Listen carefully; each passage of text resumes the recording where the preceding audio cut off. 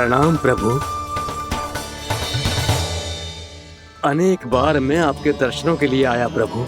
कभी नंद भवन के झरोखों से आपके दर्शन करके चला जाता था, तो कभी दूर किसी वृक्ष की आड़ से आपको निहार लिया करता था। आज आपने स्वयं मुझे बुलाकर धन्य कर दिया प्रभु।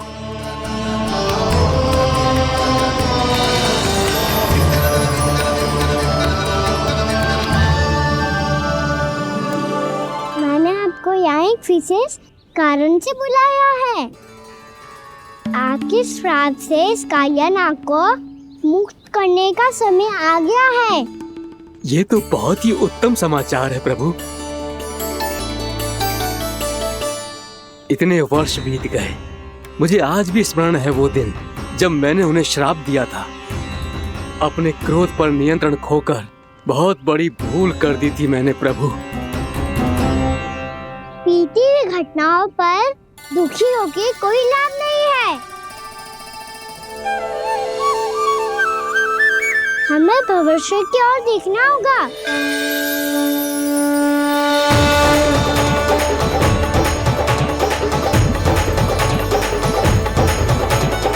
आदेश कीजिए प्रभु, क्या आज्ञा है आपकी? जब मैं कालिया नाग का सामना करने जाऊं, तो आप यहीं रहेगा।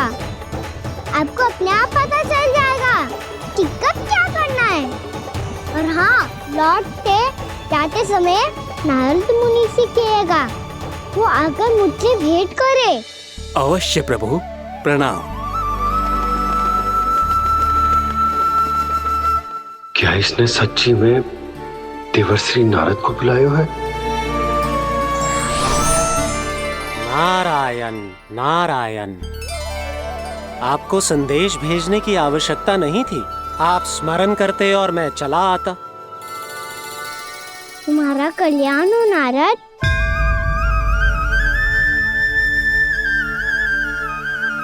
मैंने तुम्हें एक विशेष कार्य के लिए बुलाया है। आज्ञा दीजिए प्रभु। तुम्हें एक बार फिर कंस से भेंट करनी होगी। विचार कीजिए महाराज, क्या आप बिना किसी शंका के कह सकते हैं कि कौन सी पंखुड़ी पहली है और कौन सी आठवीं? उस दुष्ट से भेंट करना स्वयं कीचड़ में उतरने के समान है प्रभु। कमल पुष्प प्राप्त करना हो तो कीचड़ में उतरना पड़ता है नारद। आपका आदेश तो मैं स्वप्न में भी नहीं टाल सकता प्रभु। कंस कालिया नाग के बारे में जान गया है, पर वो उसका सामना करने का साहस नहीं कर पाएगा। मैं आतुर हूँ प्राप्ति, मूर्ख नहीं। मेरी बुद्धि फिर नहीं गई है। मैं स्वयं उस कालिया जैसे महाविषैले सर्प के सामने खड़ा हो जाऊं और अपने ही काल को आमंत्रित कर लूं। तो फिर अपने लाभ के लिए उसका प्रयोग करने का कोई और उपाय सोचिए स्वामी।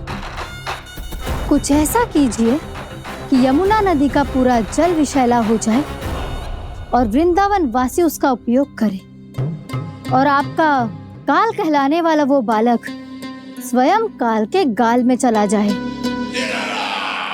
उत्तम उत्तम सुझाव है प्राप्ति। अब मुझे उस कालिया तक पहुंचने का मार्ग ढूंढना होगा। उसको विवश करने का कोई उपाय ढूंढना होगा, क्योंकि व्यक्तिगत रूप से उससे भेंट करना असंभव है। असंभव। आप सही कह रहे हैं प्रभु। कंस में उतना सामर्थ्य नहीं कि वो कालिया नाग का सामना स्वयं कर सके। वैसे तो कालिया गरुड़ देव का भी सम्मान नहीं करता, तो फिर वो कंस का सम्मान क्यों करेगा भला? नहीं करेगा, पर कंस तुम्हारा सम्मान अवश्य करेगा नारद। तुम्हारी बातें भी सुनेगा और मानेगा भी। ये मेरी योजना का बहुत ही महत्वपूर्ण भाग है। तुम कंस के पास जाओ और कहो कि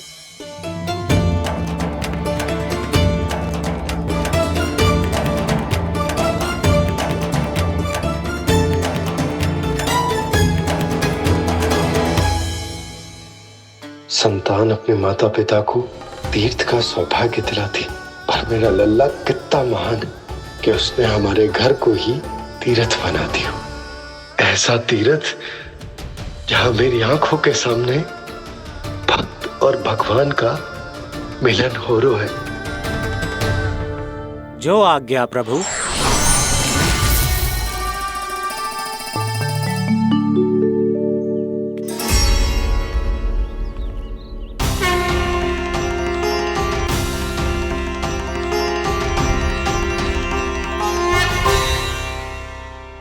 बाबा, कान्हा, ये सब क्या चल रहा है? पहले काक भुसुंडी जी और फिर जे नारद जी। क्या योजना बना रहे हो तुम? कान्हा, बता ना लल्ला, क्या सोच रहे तू? कान्हा देख, अगर तुझे अपने बाबा को ना बताना हो ना, अपने भक्त को बता दे। क्या सोच रहे हो लल्ला? क्या करने वाले हो आप?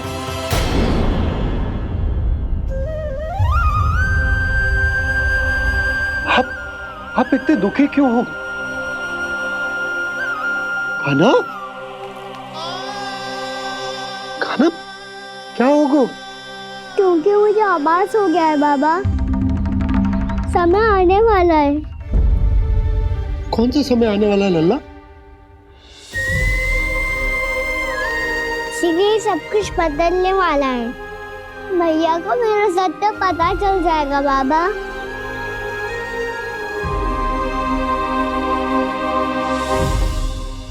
पर लल्ला, इसका काक भुसुंडी और कालिया नाग से क्या संबंध है? ऐसा क्या हुआ था और क्या होने वाला है?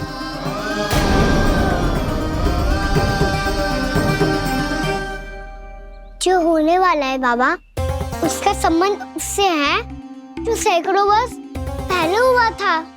महर्षि भृगु के एक वंशज थे वेदशिरा मुनि, जो विंध्याचल की पहाड़ियों में साधना कर रहे थे। तभी वहाँ अश्वशिरा नाम के एक दूसरे मुनि आमंत्रण के बिना ही आ गए।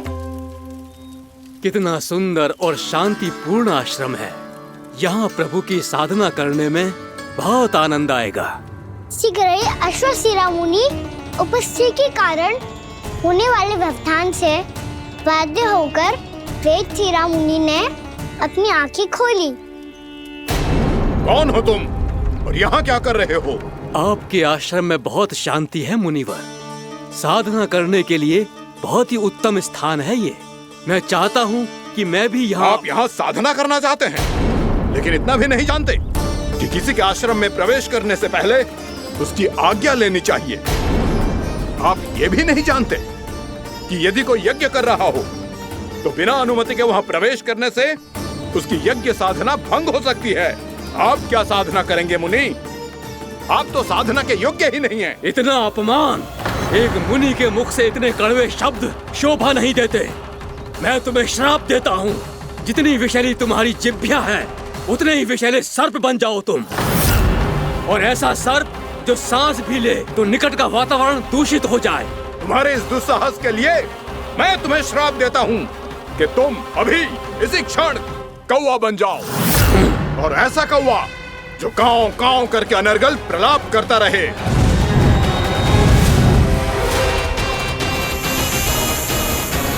ये मैंने क्या किया? ये मैंने क्या किया? क्रोध के कारण दोनों ने एक दूसरे को श्राप दे दिया। पर दोनों ही मेरे भक्त थे, और भगवान होकर मैं अपने भक्तों को इतनी कठिनाई में कैसे देख सकता था। इसीलिए जिस संकट में उन दोनों ने अपने आप को फंसा लिया था, उसका समाधान करने में मैं उनके पास गया। देखिए ना प्रभु, ये क्या हो गया हमसे। हमारी रक्षा कीजिए प्रभु, मार्ग दिखाइए हमें। क्रोध पर नियंत्रण ना होने के कारण आप दोनों ने एक दूसरे को बहुत ही भीषण संकट में डाल दिया है। आप दोनों ही तपस्वी, तप के बल से दिए गए आपके श्राप को लौटाना भी संभव नहीं है। प्रभु कोई तो उपाय होगा, हम आपके शरण में हैं प्रभु। अपराध तो हमसे हुआ है प्रभु, पर अब आपसे ही आशा है। कुछ ऐसा कीजिए भक्त वत्सल, जिससे हम दोनों के श्राप का प्रभाव कुछ कम हो जाए। आप दोनों ही मेरे भक्त हैं, इसलिए आपकी पीड़ा का निवारण करने का एक उपाय है मेरे पास। वेद शिरामुनि, जब आप कालिया नाग बनेंगे तो आपको मेरे चरणों को अपने शीश पर धारण करने का सौभाग्य मिलेगा। और अश्र शिरामुनि, आप काग योनि होने के बाद भी आप श्रेष्ठतम ज्ञान और सर्वाधिक यौगिक सिद्धियों के स्वामी होंगे और प्रवचन दिया करेंगे। इसके बाद अश्वशिरा मुनि काक भुसुंडी बन गए, जिन्होंने आगे चलकर स्वयं गरुड़ देव को रामायण सुनाई। और मुनि वेदशिरा महर्षि कश्यप और देवी कत्रियों के पुत्र कालिया नाग बनकर जल में। और अब वही कालिया नाग जमुना जी में, जिनके कारण जानकी के प्राण लगभग चले ही गए थे। अब कालिया नाग को उचित स्थान पर भेजने का समय आ गया है बाबा। पर ये तो अच्छी बात है कान्हा, वेदशिरा मुनि को दिया हुआ तुम्हारा वचन भी पूरा हो जाएगा, जमुना जी की शुद्धि भी हो जाएगी। इस सब के बाद भी तुम दुखी क्यों हो? क्योंकि इसके बाद मैया के सामने मेरा रहस्य खुल जाएगा बाबा। उन्हें पता चल जाएगा कि उनका बालक कोई साधारण बालक ना है। भविष्य में जो होने वाला है उसे सबके सामने घटने से रोकना मेरे लिए भी संभव ना होगा। मैया को सब पता चल जाएगा। क्या पता चल जाएगा रे मुझे?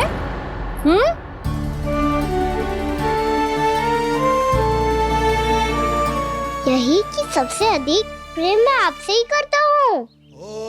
अब बस भी कर, चलो भोजन के लिए बुलाने आई थी तुम दोनों को। भूखा थोड़े ना रहने दूंगी अपने लल्ला को, मेरा लल्ला दुर्बल हो जाएगा ना। आप खिलाओगे तो ही खाऊंगा। हाँ ठीक है, मैं ही खिलाऊंगी। अब चल, आओ जी, चल।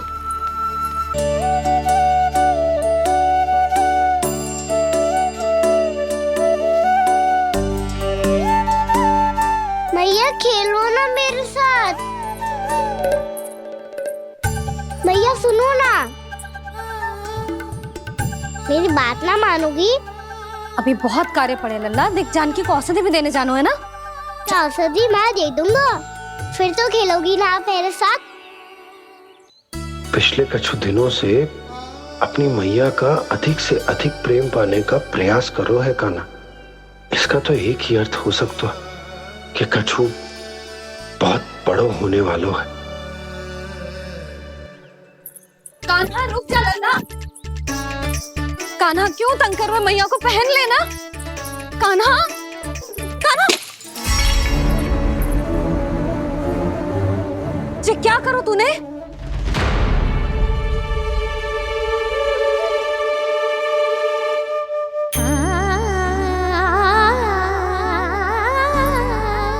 अच्छा ठीक है, अब मुंह लटकाने की आवश्यकता ना है। ये ले।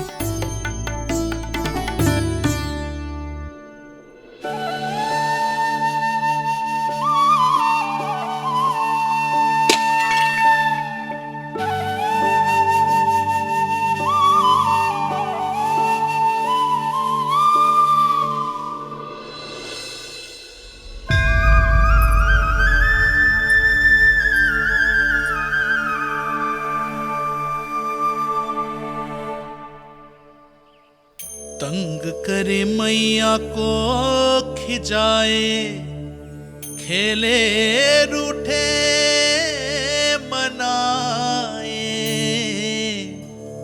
लीला अनोखी करके शरारत, कान्हा दंड भी पाए।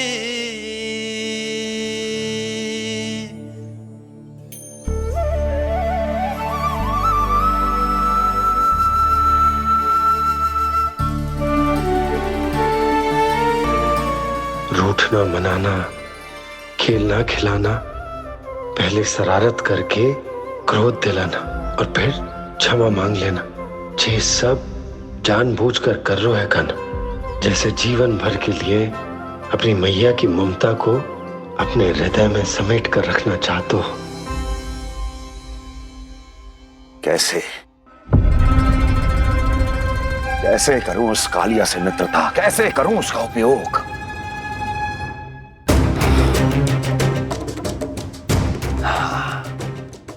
उस पर आक्रमण कर देता हूं और उसे किसी ना किसी तरह से यह विश्वास दिला देता हूं कि यह आक्रमण उस विष्णु अवतार ने किया है। फिर वो क्रोध में आकर सारे वृंदावन वासियों को अपने विष से समाप्त कर देगा। उचित है, ये उचित है। नारायण हरि, नारायण हरि।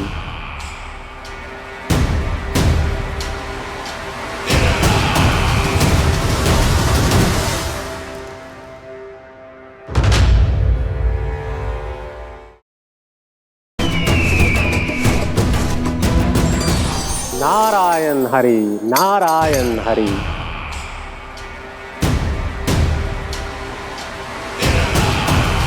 प्रणाम देवर्षि। किस योजना में कितना लाभ है और कितनी हानि, यह आंकलन करते करते थक गए होंगे मथुरा नरेश। देवर्षि, आज मेरा ध्यान कैसे आ गया आपको? आप तो सदैव ही मेरे ध्यान में रहते हैं महाराज कंस।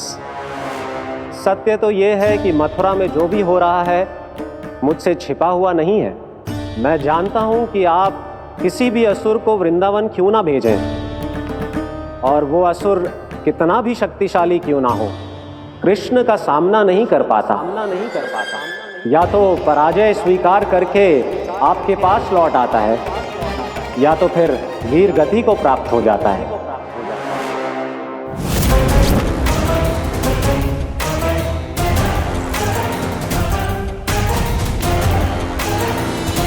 वाह, मुझे मेरी असफलताएं स्मरण कराने आए हैं, मेरे घाव को खुरेदने आए हैं, उन पे नमक छिड़कने आए हैं।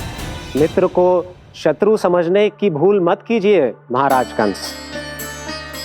मैं तो आपकी सहायता करने आया हूं। हाँ, और मेरी सहायता। कृष्ण विष्णु अवतार है, आप विष्णु के भक्त हैं। मैं हूं विष्णु द्रोही, फिर भी तो आपके आराध्य को हानि पहुंचाना चाहता है, उसकी सहायता करना चाहते हैं आप। क्या आप निश्चित रूप से कह सकते हैं कि आप ब्रह्मांड के सभी नियमों को अच्छी तरह समझते हैं? अवश्य। आपके लिए बस इतना ही जानना पर्याप्त होगा कि मैं जो कुछ भी कर रहा हूं उसके लिए मेरे व्यक्तिगत कारण हैं। मैं तो बस आपके हित में पिछली बार की तरह एक सुझाव लेके आया था, पर यदि आप मेरा सुझाव सुनना भी नहीं चाहते तो आपकी इच्छा। नारायण हरि, नारायण हरि। कारण चाहे जो हो, इनके पिछले सुझाव के कारण ही आज मेरे शत्रुओं की संख्या कम है। अन्यथा मैं देवकी के अन्य पुत्रों को भी जीवित छोड़ देता, और आज वो सब अपने भाई के साथ मिलकर उसकी शक्ति को अनेक गुना बढ़ा देते। ठहरिए देवऋषि,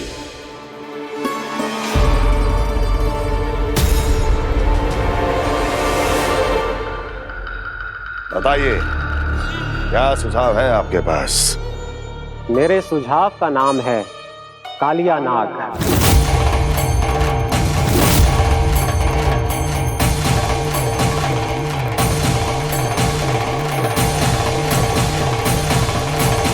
उसके विषय में मैं जानता हूं देवर्षि।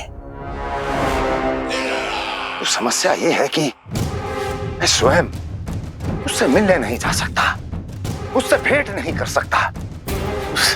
उस कृष्ण की हत्या के लिए उसको वृंदावन जाने के लिए तैयार नहीं कर सकता। तो मत जाइए उसके सामने, और ना उसे भेजिए कृष्ण के सामने। हर बार आप किसी न किसी असुर को अपने शत्रु के क्षेत्र में भेजते हैं, जहां शत्रु उसका सामना करने के लिए पूरी तरह से तैयार होता है और आपका असुर मारा जाता है। इस बार शत्रु को युद्ध स्थल चुनने का अवसर मत दीजिए महाराज। इस बार योजना का जाल ऐसे बुनिए कि कृष्ण स्वयं उसके पास जाने के लिए विवश हो जाए। कालिया नाग स्वयं काल है, मृत्यु का दूसरा नाम है। उसके विष का उपयोग अपने लाभ के लिए कीजिए महाराज। वैसे कालिया के विष की अधिकता का अनुमान तो होगा ही आपको।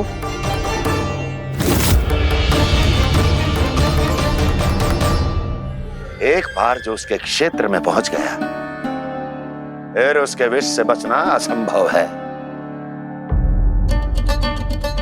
उचित सुझाव है देवर्षि, उचित सुझाव है। देवर्षि, उस छलिया विष्णु की भक्ति करते करते आप भी उसके रंग ढंग सीख गए हैं। उचित है। उचित है।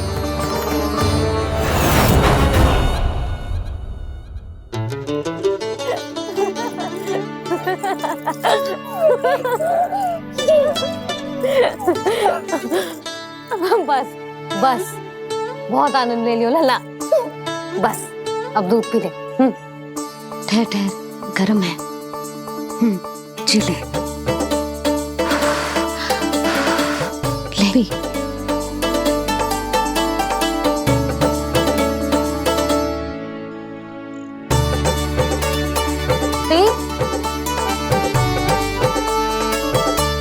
मैं ना होती तो ना जाने क्या हो तो तेरा।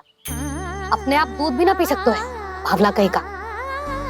आपकी इस प्रेम के लिए तो मैं धरती पे आया हूँ मैया। मैं भी यही सोच रहा हूँ यशोदा कि तुम ना होती तो मेरा क्या होता। इसी बात पे थोड़ा दूध और कजू खाने को दे दो। अरे मैं तो भूल ही गई। तनिक ठहर जाओ जी दूध पी लेना तो आपके लिए भी कछु ले आती हूँ।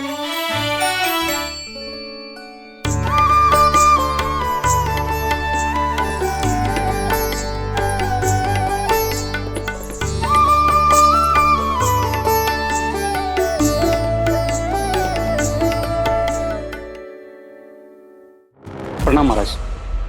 आपकी आज्ञा के अनुसार बिल्कुल वैसा ही पत्र तैयार किया है जैसा आप चाहते थे।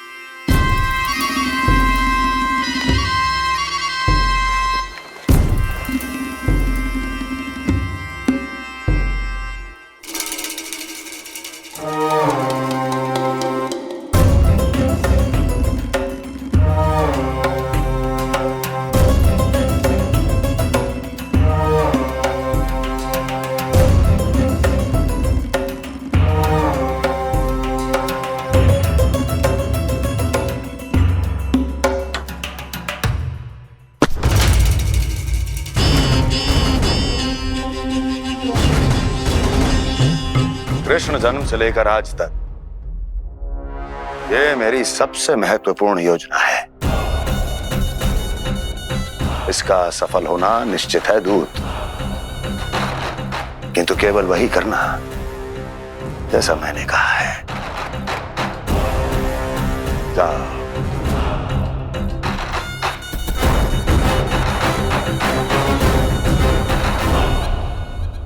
कान्हा,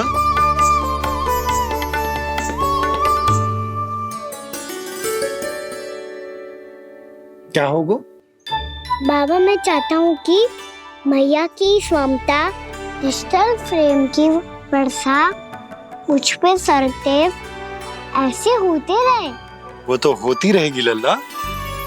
अपने लल्ला के लिए किसी मैया का प्रेम कभी कम हो सकता है भला? नंदराज, वो मथुरा से एक दूत आयो है महाराज कंस का राजपत्र लेके।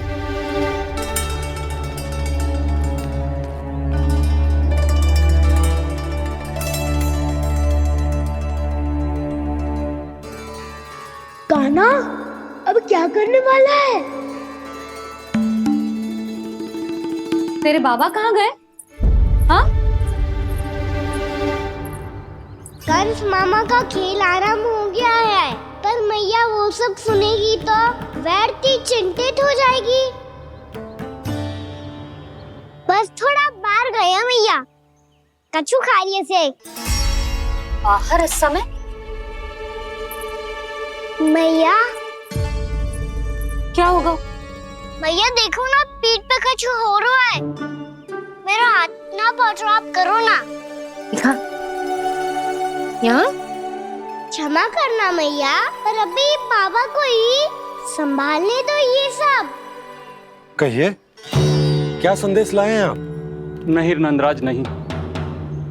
महाराज कंस का आदेश है कि ये संदेश सभी गांव वालों के साथ ही पढ़ा जाए। ठीक है, मैं गांव वालों के सामने पढ़ दूंगा, पर मुझे तो दीजिए पढ़ने के लिए। महाराज की आज्ञा का पालन करना आपके लिए भी आवश्यक है नंदराज। सभी गांव वासियों की सभा बुलाइए। बंसी, सभी गांव वालों की सभा बुलाओ। राजपत्र में ऐसा क्या संदेश भेजो है कंस ने? अब मेरे पत्र को पढ़कर सब भौचक के रह जाएंगे। और वो कृष्ण, उस कृष्ण के पांव के नीचे से तो भूमि खिसक जाएगी, आकाश फट पड़ेगा, बिजलियां गिर जाएंगी। प्राप्ति, ओ प्राप्ति, कंस का पत्र स्वयं को बहुत अधिक शक्तिशाली समझता है ना वो। अब देखता हूं कैसे वो इस महासंकट का सामना करता है। वो कृष्ण, वो अपनी मृत्यु स्वयं चुनेगा या मृत्यु की वेदी पर चढ़ा देगा प्रिय वृंदावन वासियों को।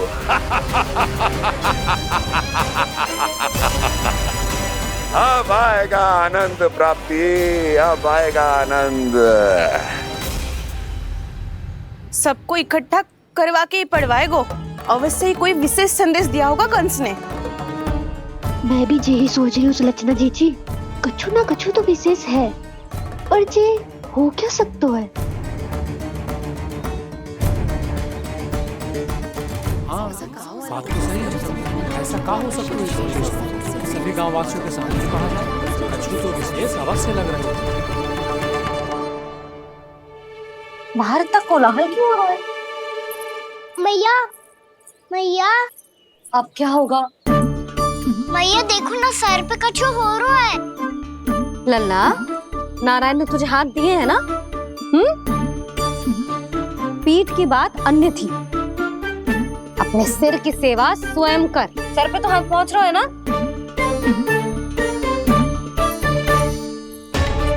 मैया सुनो ना, मैया देखो ना, तीव्र कर कछु हो रहा है। मैया देखो ना, तीव्र कछु हो रहा है।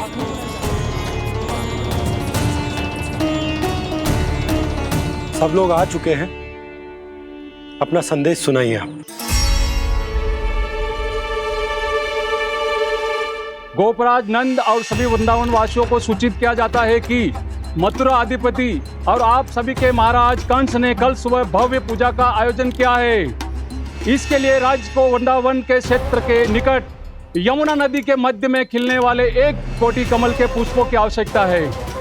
इसीलिए आप सभी को यह आदेश दिया जाता है कि ये सभी कमल के पुष्प प्रथम पहर से पहले राजसभा में पहुंचा दिए जाए। इतने सारे पुष्प वो भी प्रथम पहर से पहले कैसे हो सकते हैं? यदि आप ऐसा करने में असफल रहे तो इसे राज आज्ञा का उल्लंघन माना जाएगा और राजद्रोह के आरोप में आप सभी को कड़े से कड़ा दंड दिया जाएगा। स्मरण रहे, यदि कल की पूजा में इन 1 कोटि कमल के पुष्पों का ना पहुंचने के कारण कोई व्यवधान आया तो समस्त वृंदावन वासियों को दोषी माना जाएगा और पूरे गांव को निवासियों सहित धूल में मिला दिया जाएगा। कल प्रथम पहर तक का ही समय है आप सबके पास।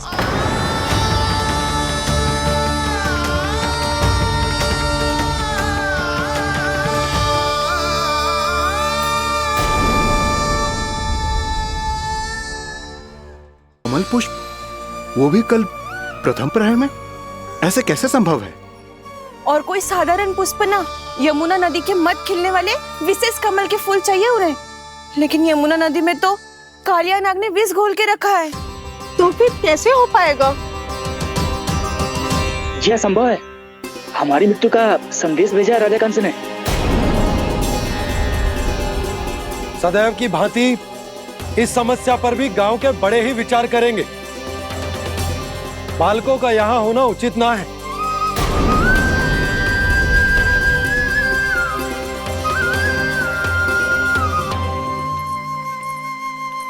लल्ला ले जे गेंद ले, जा अपने सखाओं के साथ खेल। सुबह उज्जवल, मधुमंगल वसंता, देखो भैया ने क्या दिया है। चलो खेले, बहुत आनंद आएगा आज।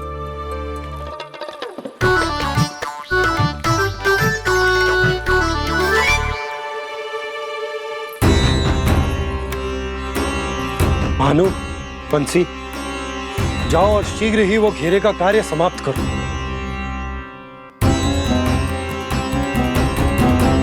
पर कछु ना कछु तो करना पड़ेगा ना। पर हम कर ही क्या सकते हैं? पुष्प लाने को और कोई उपाय है भी तो ना। मैं चला जाऊंगा जमुना जी में। वैसे भी मेरे जीवन के कितने दिन शेष बचे हैं। गांव के लिए, समाज के लिए कुछ करके मरूं, तभी तो शांति मिलेगी। ना काका, यदि आप उस विषैले जल में छलांग लगा भी दोगे, किंतु 1 कोटि कमल पुष्प एकत्रित कर पाना आपके लिए संभव ना है। इससे अच्छा है कि मैं चला जाऊं। यदि मैं मर भी गया तो मेरे पीछे रोने वाला कोई ना है। किसी को कहीं जाने की आवश्यकता ना है। गोप नरेश होने के नाते ये मेरा कर्तव्य है कि मैं आप सबकी रक्षा करूं। नंदराज, आपको जाना है तो जाओ। हरिया, काका, भैया सब चले जाओ। लेकिन आपको पता है वहाँ का जल कितना विषैला है। आप लोग एक क्षण भी जीवित नहीं रह पाओगे। फिर कैसे इकट्ठा करेंगे 1 कोटि कमल पुष्प? आप बात तो सही कह रही हैं शांति। उस दुष्ट कंस ने ऐसी मांग रख के हम सबको फंसा दिया। हम में से कोई भी क्यों न चला जाए और इस संकट का समाधान ना निकलेगा। कान्हा, बताना कौन सा खेल खेलें? गेंद पकड़ खेलते हैं। पर एक बात सुन लो सब, कोई भी तीव्र गति से ना फेंकेगा गेंद को। भैया ने फ्रेम बनाई है मेरे लिए। सब तैयार हो?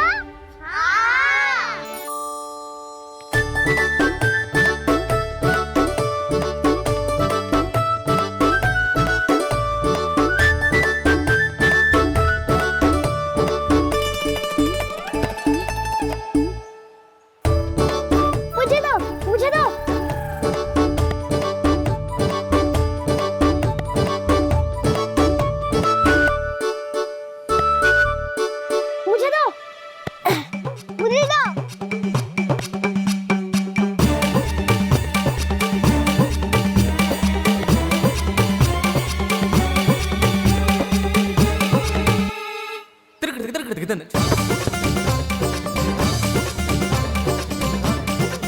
कान्हा, इतनी धीरे से फेंकेगो तो कैसे आनंद आएगो? थोड़ा बल लगा के फेंक। हाँ कान्हा, हम अभी बड़े हो गए हैं, तू अब भी छोटे बालकों की तरह फेंक रहा है।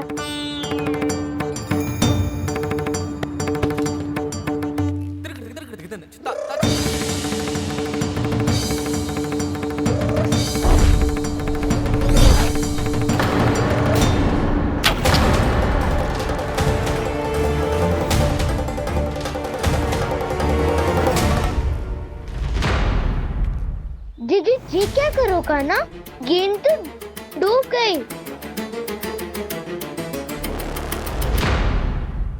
अच्छा, तो ये सब इसकी योजना का भाग था, ताकि ये कालिया का सामना कर पाए।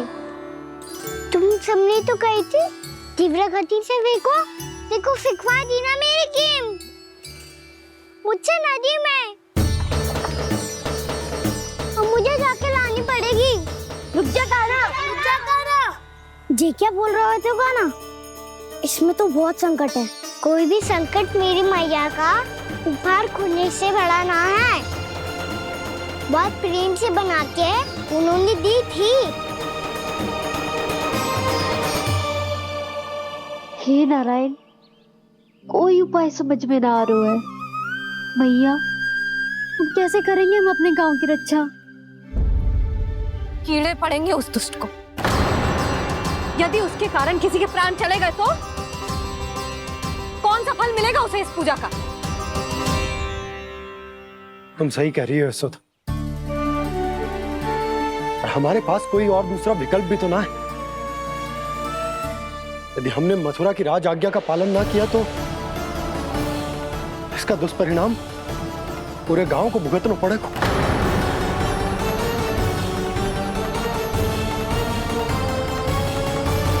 कान्हा, तुम्हें पता है कि तू भगवान है, दिव्य है, बहुत शक्ति है तुझमें। पर फिर भी हम तुझे विषैले जल में ना जाने दे सकते। कुछ होगा तो तुम सब इतनी हट कर रहे हो तो ठीक है, ना जाऊंगा। गेंद कहाँ गिरी है, कितनी दूर गई है, ये तो देख लूं, ताकि उसे बाहर निकालने का कोई उपाय ढूंढ पाऊं।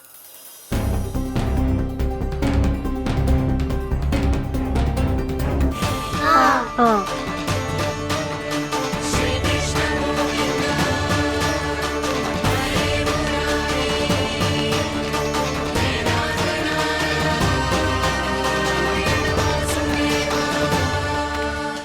कान्हा की ये लीला तो समझ ही नहीं आ रही। पहले इसने देवश्री नारद को मथुरा जाकर कंस को भड़काने के लिए कहा, फिर स्वयं ही दुखी भी हो गया कि अब इसका रहस्य सबके सामने खुल जाएगा।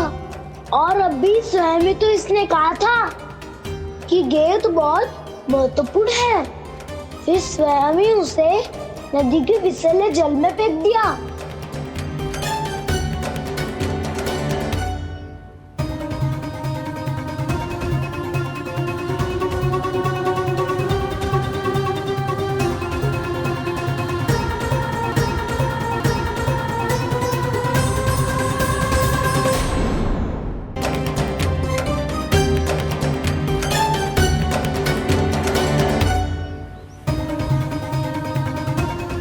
कान्हा, तू ऊपर क्यों चढ़ रहा है?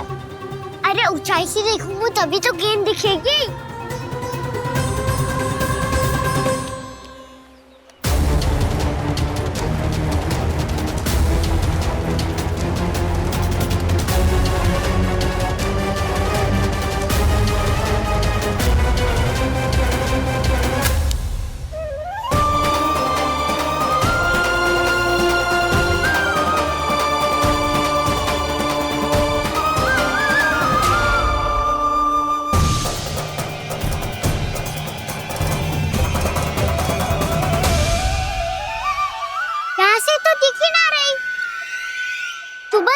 से फेंकी थी ना? ना, वहाँ से फेंकी थी। कहाँ से? नहीं कहना वहाँ से। समझ ना आ रहा, ठीक बताना कहाँ से फेंकी थी?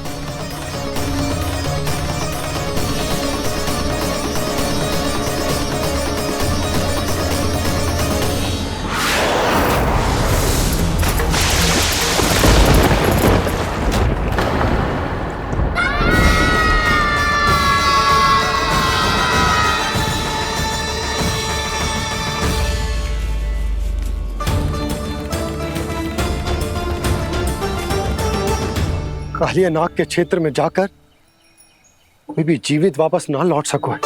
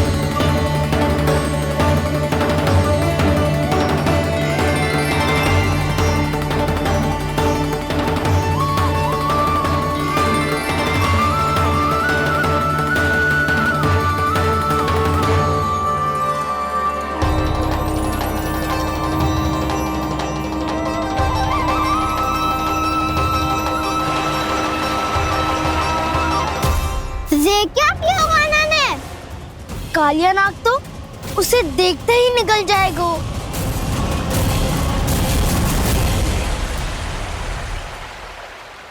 तो आरंभ से अब तक सब कुछ उसकी लीला का ही भाग था।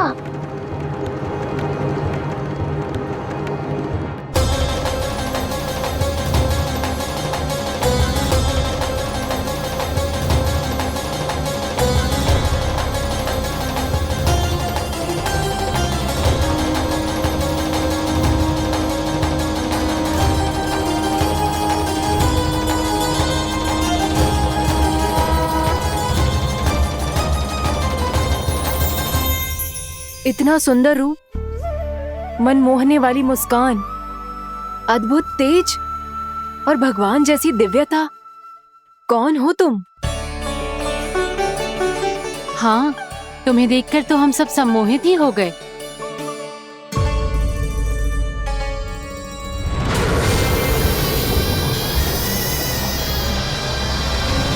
तुम जो भी हो बालक, वापस लौट जाओ। हमारा हृदय तुम्हें ही देखते रहना चाहता है, किंतु यदि हमारे पति जाग गए तो तुम्हें अवश्य हानि पहुंचाएंगे। ये बहुत विषैले है बालक, कालकोट जैसे भयानक। इनके विष से तुम नहीं बच सकोगे। नंदराज, कालिया नाग के विष का प्रभाव बढ़ते ही जा रहा है। पहले 8 कोस तक उसके विष का प्रभाव था, अब तो 1 योजन से अधिक क्षेत्र में फैलो है। जल पीने के प्रयास से अनेक पशु मारे गए हैं और नदी के निकट के वृक्ष और वनस्पति सब नष्ट होने लगे।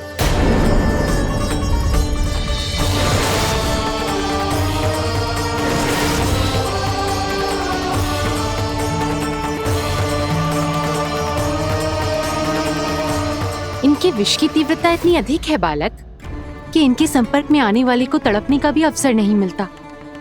इनके विष की अग्नि क्षण भर से भी कम समय में प्राणवायु को जलाकर राख कर देती है।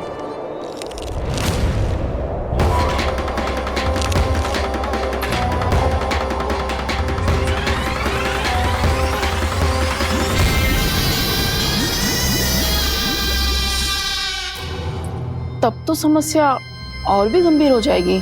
मैंने तो सुनो है कि कालिया नाग कम से कम 2 योजन लंबा है, सैकड़ों फन है उसके।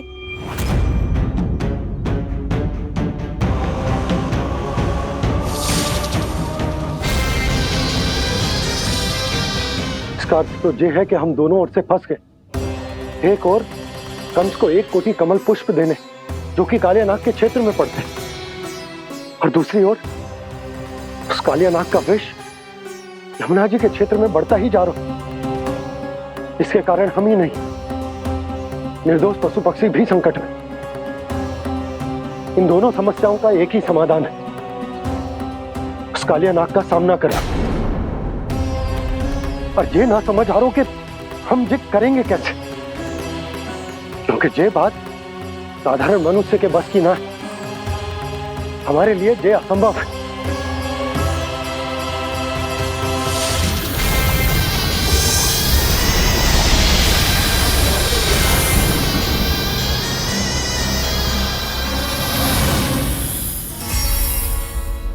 अब तो तुमने अपनी आंखों से भी देख लिया बालक, ये कितने विषैले हैं।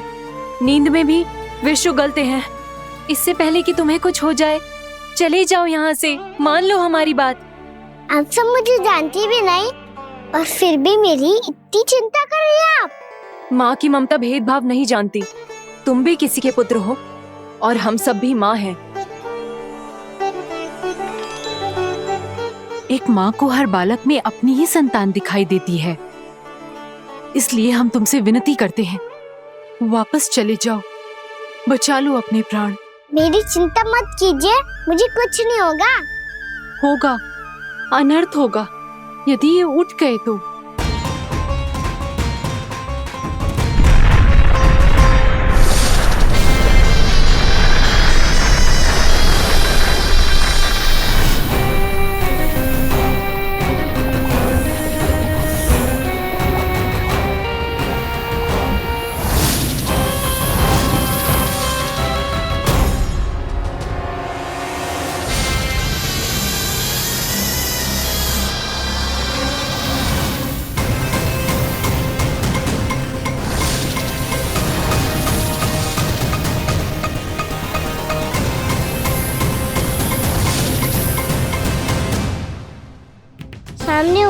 में भी अपने इश्क को केवल वही देख सकता है जो अपना अभिमान त्याग चुका हो।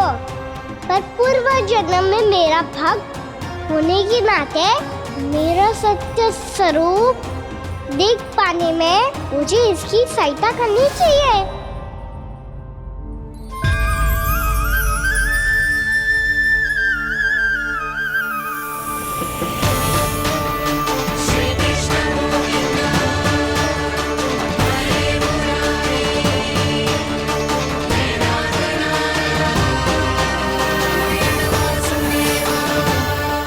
देखो हमारा छोटा सा कान्हा कैसे डट के खड़ा हुआ है, इतने विशालकाय, इतने महाभयंकर सबके सामने।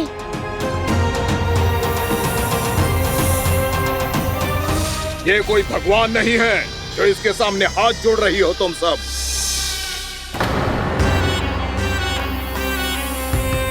एक सामान्य साधारण बालक है ये, जो ये तक नहीं जानता कि इसके सामने है इसका काल, कालिया।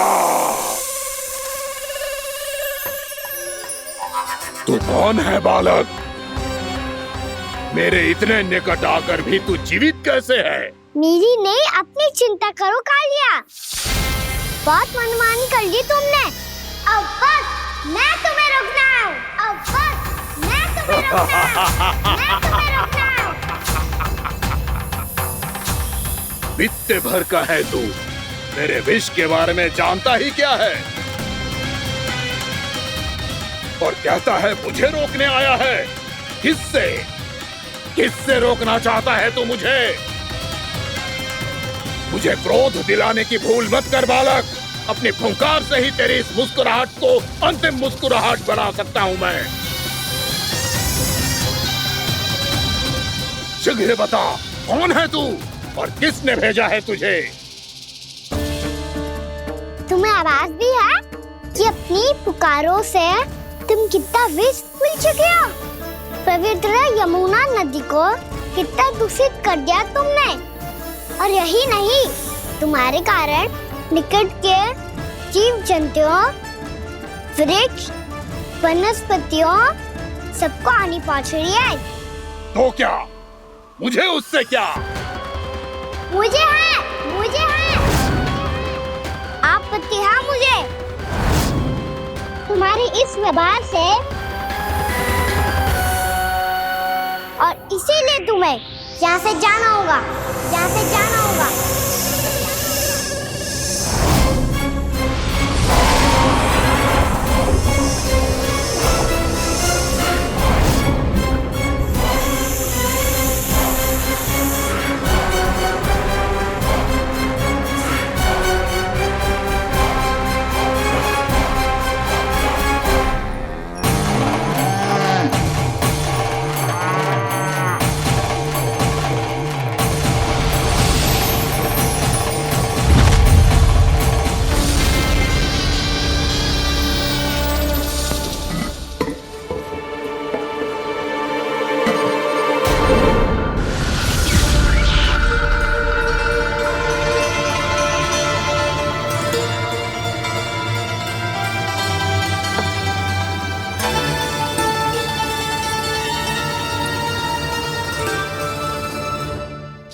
मुझे आदेश देने का साहस भी कैसे किया तूने? इस क्षेत्र को मैंने अपना राज्य बनाया है, मेरा परिवार रहता है यहाँ, और तू मुझे यहाँ से जाने के लिए कह रहा है? हाँ, क्योंकि तुम्हारे यहाँ रहने के कारण अन्य जीवों को हानि हो रही है, और मैं ऐसा नहीं होने दे सकता। मैं तो बस वही कर रहा हूँ जो एक सर्प का स्वभाव है।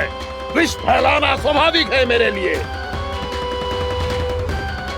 इसलिए मुझे चुनौती मत दे बालक। चुनौती तो मैं दे चुका हूँ कालिया। अब तो बस तुम्हें स्वीकार करनी है।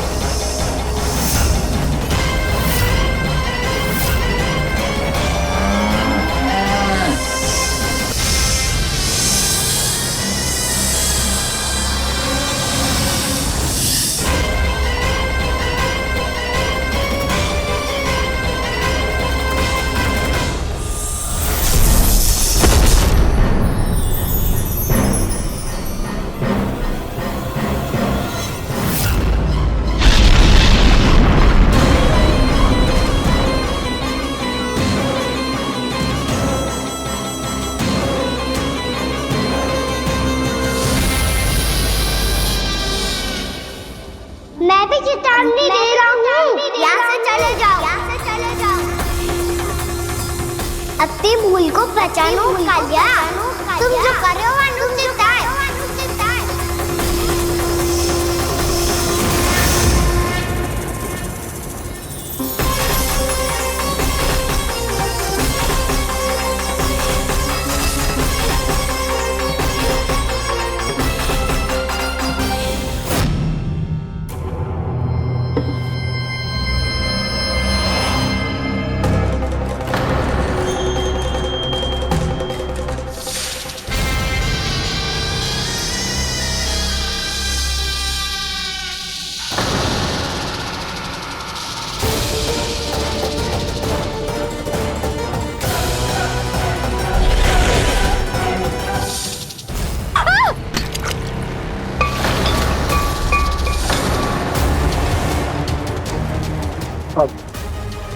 मैं आता हूँ। क्या हो गया सुधा? मुझे आवाज हो रहा है जी, कछु ना कछु गड़बड़ है। यशोदा, जो समस्या हमारे सामने है, हम सभी उसका समाधान खोजने में जुटे। तुम विश्वास करो, मैं कोई ना कोई समाधान अवश्य ढूंढ लूंगा। हम कैसे भी करके वो कमल के पुष्प उस कंस तक पहुंचा देंगे। नाना, समस्या उससे कहीं अधिक है, उससे कहीं अधिक बड़ी, उससे कहीं अधिक भयानक है।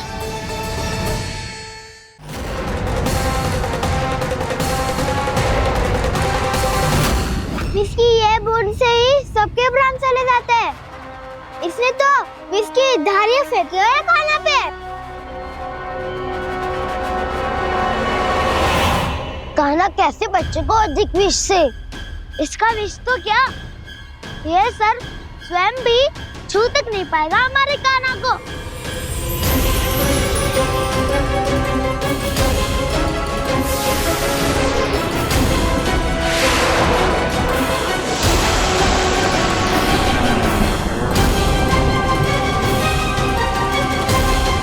तुम्हारे सखा को, मेरे भाई को कोई हानि नहीं पहुंचा पाएगा। ये कान्हा का सत्य चाहे जो हो बलराम, पर अभी तो जो एक बालक ही है ना। देखो कैसे विष के कारण स्थिर हो गया है।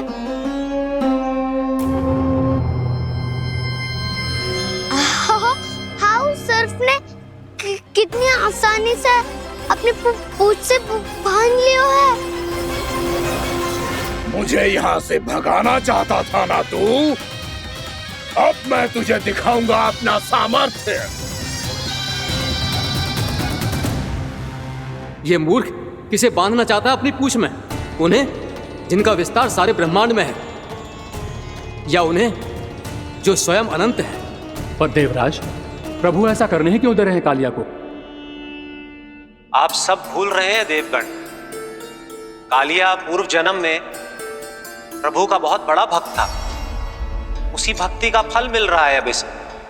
वैसे भी भक्तों के मन का भाव सबल हो तो भगवान तो सहज ही बंध जाते हैं।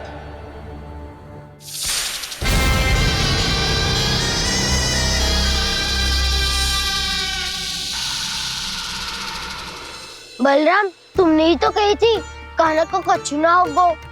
देखो दुष्ट ने चारों ओर से जकड़ लियो है।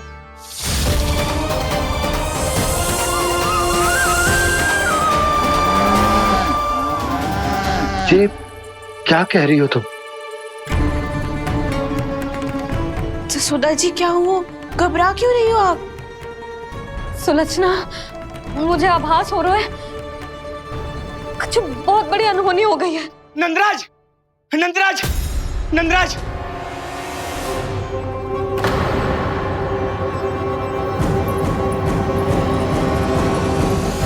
नंदराज, कान्हा ने जमुना नदी में छलांग लगा दी है। कान्हा ने जमुना नदी में छलांग लगा दी है। कान्हा ने जमुना नदी में छलांग लगा दी है। कान्हा जमुना में कूद गया है। मुझे लगा था आज कछु गड़बड़ होने वाली है। मुझे आज कान्हा को ना जाने देना चाहिए था।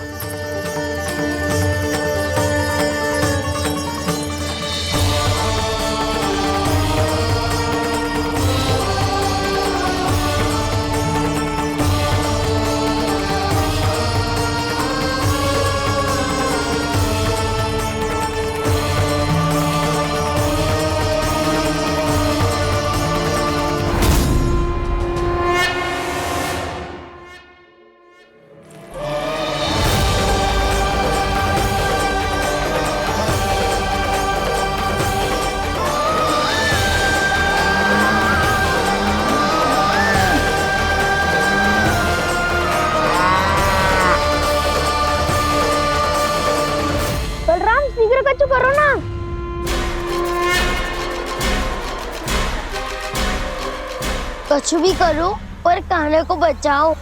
नाग बहुत भयंकर है, कान्हा अकेले ना संभाल पाएगा इसे।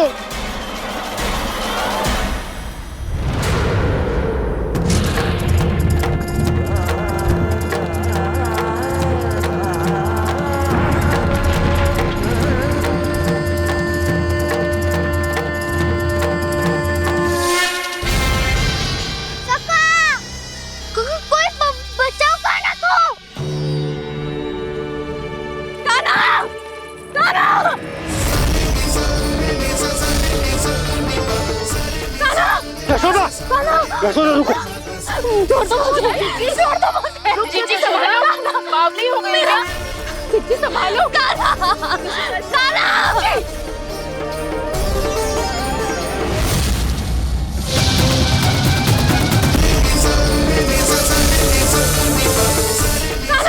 यशोदा, यशोदा रुको। छोड़ दो मुझे, छोड़ दो मुझे। जीजी संभालो, बावली हो गई क्या? जीजी संभालो।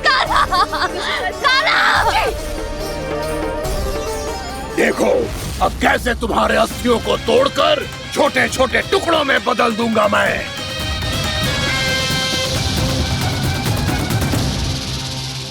जी आप जाओगी तो आप भी फंस जाओगी। अपने लल्ला के लिए मैं किसी भी संकट का सामना करने के लिए तैयार हूँ। छोड़ो ना यशोदा, हमें कोई और उपाय खोजना पड़ेगा। कोई और उपाय? आप देख ना रही मेरा कान्हा किस दशा में है। कान्हा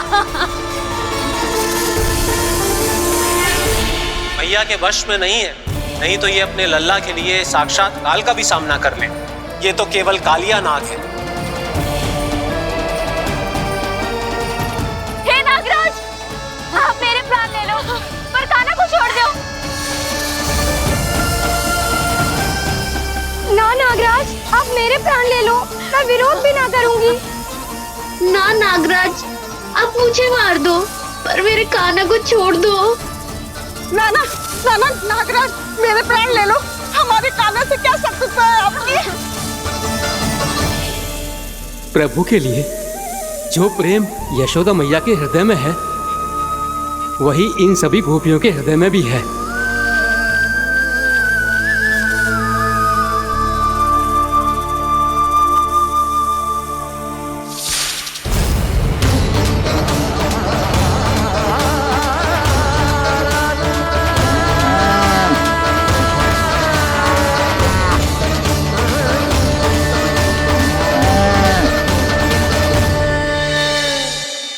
यशोदा, यशोदा,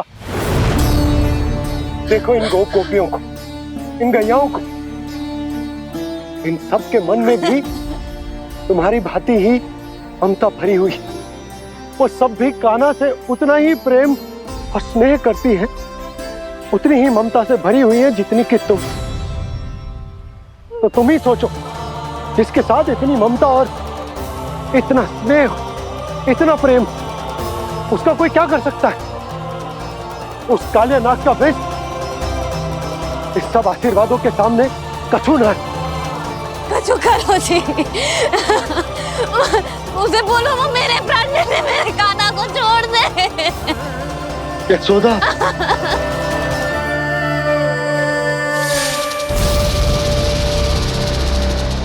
केवल इन्हीं में नहीं देवराज, नाग पत्नियों के हृदय में भी ममता का वही प्रेम उमड़ रहा है। देखिए। मैं आपके हाथ जोड़ती हूँ स्वामी, इस बालक को छोड़ दीजिए। ये अवश्य ही कोई दिव्य आत्मा है स्वामी। हम आपसे विनती करते हैं स्वामी, इस नन्हे बालक को हानि मत पहुंचाइए स्वामी। मेरी पत्नियां मेरे ही शत्रु के लिए विनती कर रही हैं। अब यदि इसके पक्ष में एक शब्द भी कहा तुम सबने, तो मैं इस बालक से पहले तुम सबके प्राण ले लूंगा। हो रहा प्रसन्न नाग कालिया, विजय को निश्चित जान। रोते बिलखते व्याकुल सब, संकट में देख कान्हा के प्राण।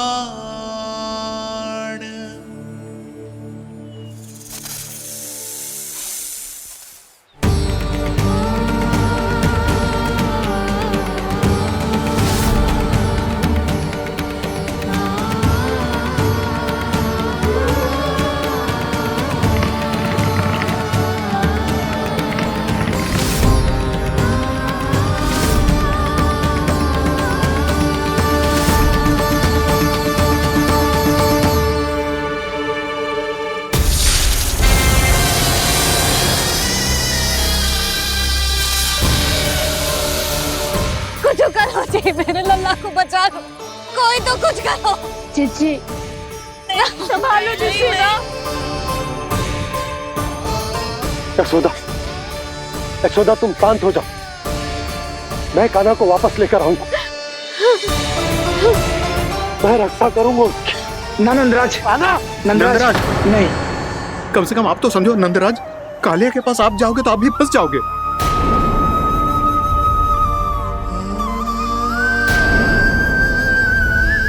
बलराम, तेरा भाई इतनी भीषण संकट में है और तुझे जरा भी दुख ना हो रहा? क्या आप सब अब तक नहीं समझ पाए कि कान्हा सच में कौन है? छोटे बाबा, आप तो उसका सत्य जानते हैं ना?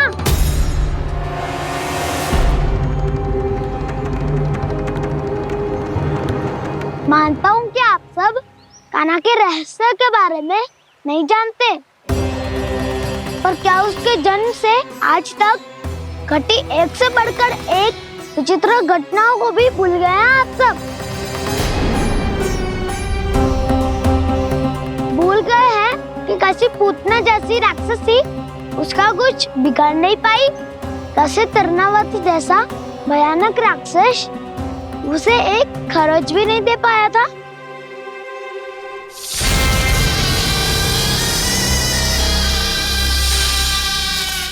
आप सबने अपनी आंखों से देखा था ना, बकासुर से कान्हा की रक्षा करने देवता स्वयं आए थे, पर सत्य तो ये है कि वो सभी देवता भी उस असुर के सामने असमर्थ हो गए थे।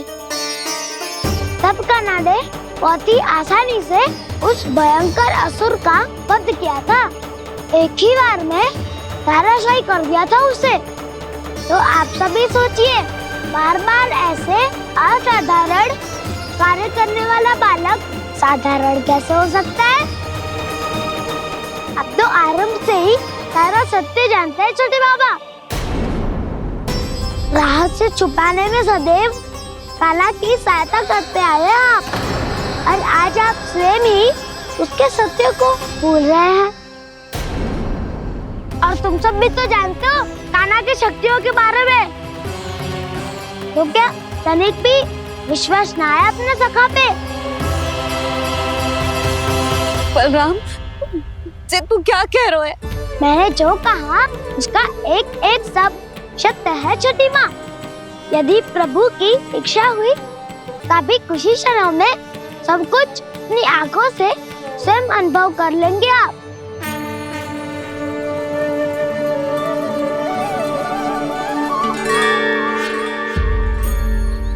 शांताकारं भुजगशयनं पद्मनाभं सुरेशं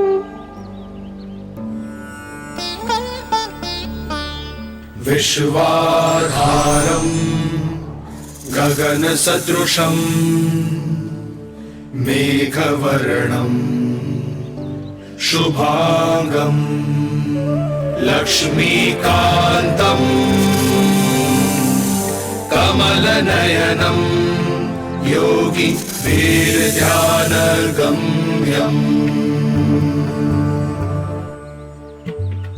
वन्दे विष्णुं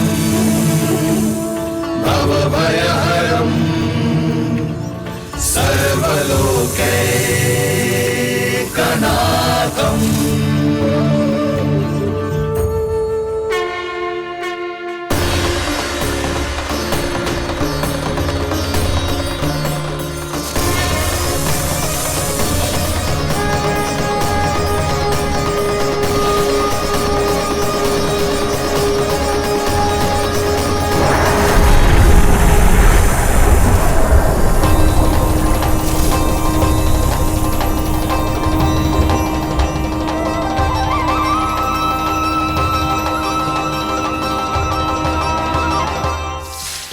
लगता है बालक कि तू मेरी जगत से निकल गया तो अब बच जाएगा तू?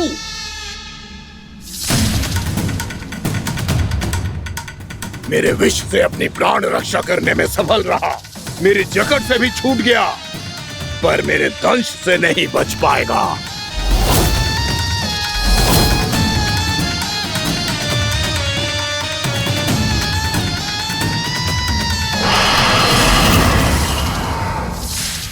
अब भय से भाग रहा है, पर मैं तुझे मृत्यु देकर रहूंगा।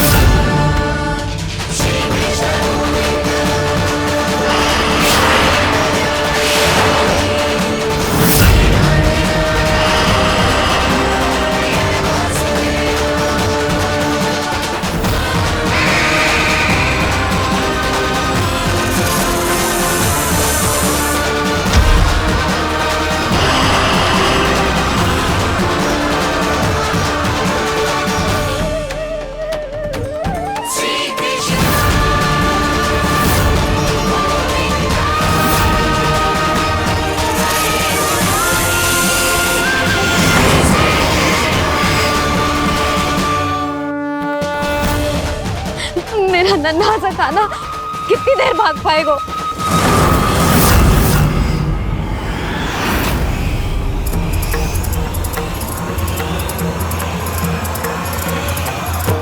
और कितनी प्रतीक्षा करोगे मेरी भक्त कालिया? भक्त नहीं, काल हूं मैं तेरा। जब अहंकार का मुकुट बुद्धि को ढक लेता है तो भक्त अपने भगवान को भी नहीं पहचान पाता। व्यर्थ की पहेली में मत उलझा बालक, ना मैं भक्त हूँ और ना तू भगवान।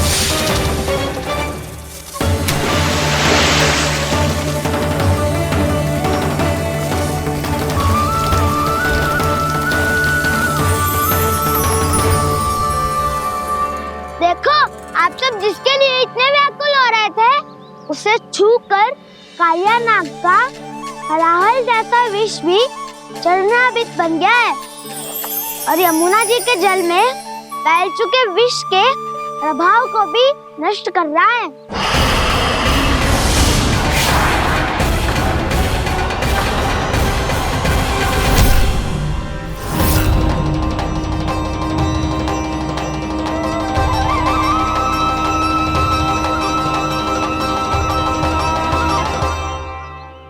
धर्म रक्षक, अधर्म विनाशक प्रभु श्री कृष्ण का कौशल सचमुच अद्वितीय है।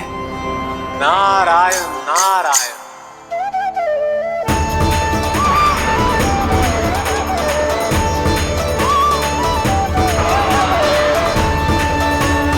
मेरा भार तुम्हारे भीतर के अहंकार का प्रतीक है कालिया।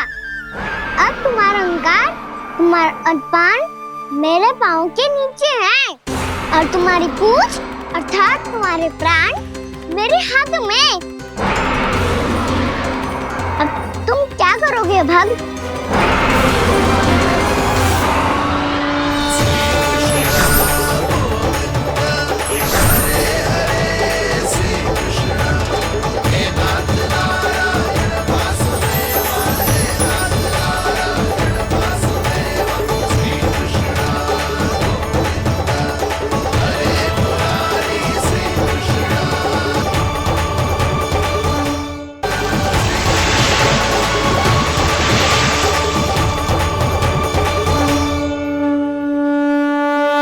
प्रभु, भले ये आपको पहचानने में असमर्थ हो, पर हम सब ने आपको पहचान लिया है। हाँ प्रभु, एक भक्त होने के नाते और एक अर्धांगिनी और माँ होने के नाते मैं आपसे इनके प्राणों की भिक्षा मांगती हूँ। अपनी कृपा दिखाइए और इन्हें क्षमा कर दीजिए। आपके लिए मित्र और शत्रु में कोई अंतर नहीं प्रभु। उसी तरह आपकी कृपा और दंड में भी कोई अंतर नहीं। दोनों दया ही तो है, अकारण ही किसी को प्राप्त नहीं होती। हमें विश्वास है कि हमारे पति को मिला ये दंड कोई अभिशाप नहीं है, आपका वरदान है। ये सत्य है प्रभु कि इनसे बहुत से पाप हुए हैं। इनके विष से बहुत सारे जीव जंतु को हानि पहुंची है, पर अब आपके चरण इनके शीश पर पड़ गए हैं। ऐसी कृपा तो बड़े बड़े महान महात्माओं को भी दुर्लभ है, और इन्हें प्राप्त हुआ तो अवश्य ही ये किसी महान पुण्य का ही फल है। हे प्रभु, उन्हीं पुण्य कर्मों की शक्ति का आह्वान कर मैं आपसे विनती करती हूँ, इन्हें प्राण दान दीजिए। मैं अपने इस भक्त को क्षमा अवश्य करूंगी देवियों, यदि ये अपने अहंकार को त्याग कर मुझे पहचान ले तो।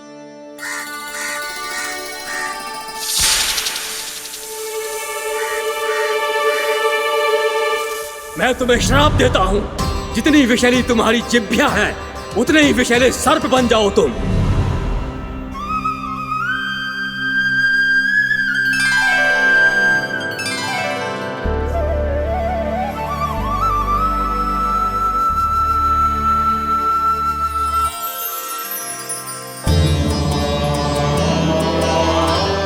नारायण, मुझे क्षमा कीजिए नारायण। मैं तो आपका परम भक्त था, किंतु मैं आपको पहचान नहीं सका। इसका दंड तो मुझे मिलना ही था, किंतु मैं अब प्रायश्चित करना चाहता हूं।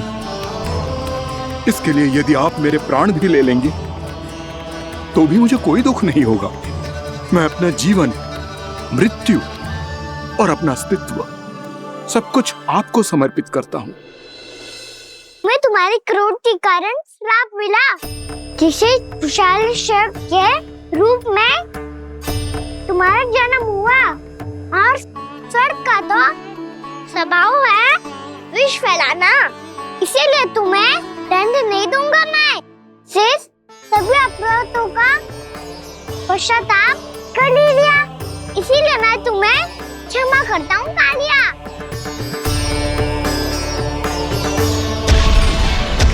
पर तुम्हें यहाँ से दूर समुद्र के बीच जाकर रहना होगा, जहाँ किसी निर्दोष का जीवन तुम्हारे विष से प्रभावित ना हो। मैं चाहकर भी आपकी इस आज्ञा का पालन नहीं कर सकता। मैं असमर्थ हूँ प्रभु, क्योंकि यदि मैं इस क्षेत्र को छोड़कर गया तो मेरी मृत्यु निश्चित है। आपसे क्या छुपा है प्रभु? आप तो जानते हैं कि सर्प जाति और आपके वाहन गरुड़ के बीच अनंत शत्रुता चल रही है, जिसका प्रारंभ नागों के द्वीप नागालय से हुआ था। उस द्वीप पर छोटे जीवों को निगल जाने के लिए सर्प थे, और गरुड़ को सर्पों का स्वाद बहुत प्रिय था, इसलिए वो बार बार नागद्वीप जाने लगा था। पर इस कारण पूरी सर्प जाति उससे आतंकित हो गई थी। इसलिए जब भी गरुड़ वहां पहुंचता तो सभी सर्प छिपने लगते। जब गरुड़ को इसका आभास हुआ तो उसे बड़ा क्रोध आया और वो उत्तेजना में भरकर सर्पों का शिकार करने लगा। भूख ना होने पर भी उन्हें मारने लगा। अब सर्पों के प्राण हरना उसके लिए खेल बन गया था। इस भीषण समस्या का समाधान ढूंढने के लिए पूरी सर्प जाति महान सर्प वासुकी के सामने इकट्ठी हुई। हे महान वासुकी, हमारी सहायता कीजिए। नागद्वीप पर गरुड़ ने आतंक मचा दिया है। पहले तो वो हमें अपना भोजन बनाता था, लेकिन अब हम उसके खेल का साधन बन चुके हैं। भूख हो या ना हो, जब तब आकर वो हमारे प्राण हर लेता है। अनुचित हिंसा के इस प्रथा का आरंभ सर्पों ने ही किया है। पहले आप सबने पूरे द्वीप पर अधिकार कर लिया, फिर आहार के साथ साथ आनंद के लिए भी आप सभी ने निर्दोष जीवों की हत्या की। और जब सृष्टि का संतुलन बनाए रखने के लिए गरुड़ आपको अपना आहार बनाने आया, तो आप सब अपने प्राणों की रक्षा के लिए छिपने लगे। तो फिर गरुड़ का उत्तेजित होना तो स्वाभाविक ही था। नागनाथ, जो हमने अन्य जीवों के साथ किया वही अब हमारे साथ हो रहा है, परंतु ये भी तो सृष्टि के संतुलन के विरुद्ध ही है ना? अवश्य है, इसलिए मैं गरुड़ से चर्चा करूंगा। धन्यवाद प्रभु।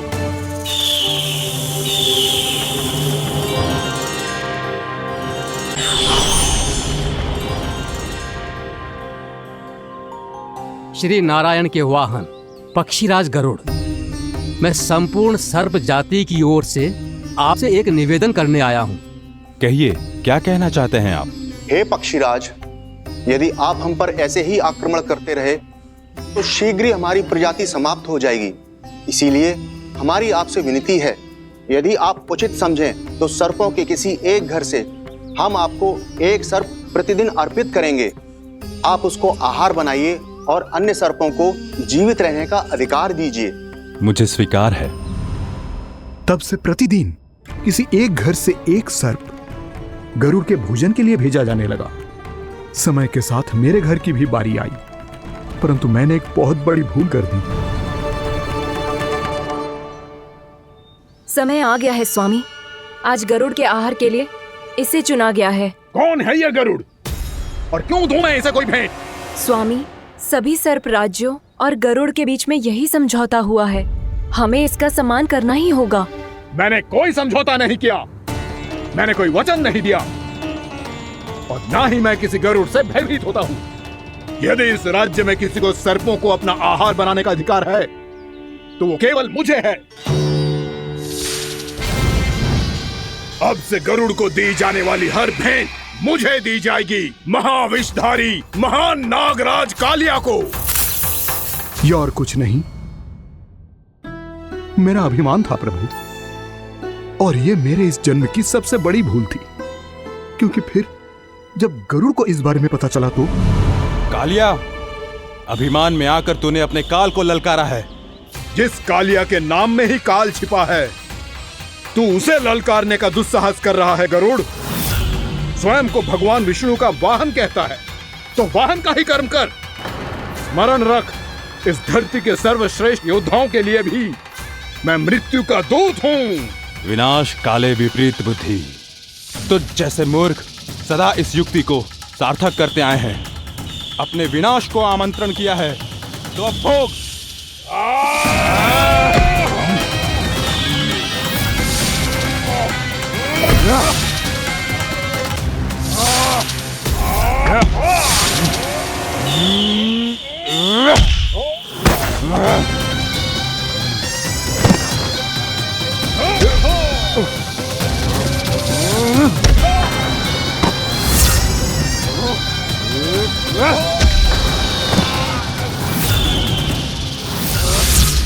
जिसने मेरा भोजन चुराने की धृष्टता की है वो इसी योग्य है।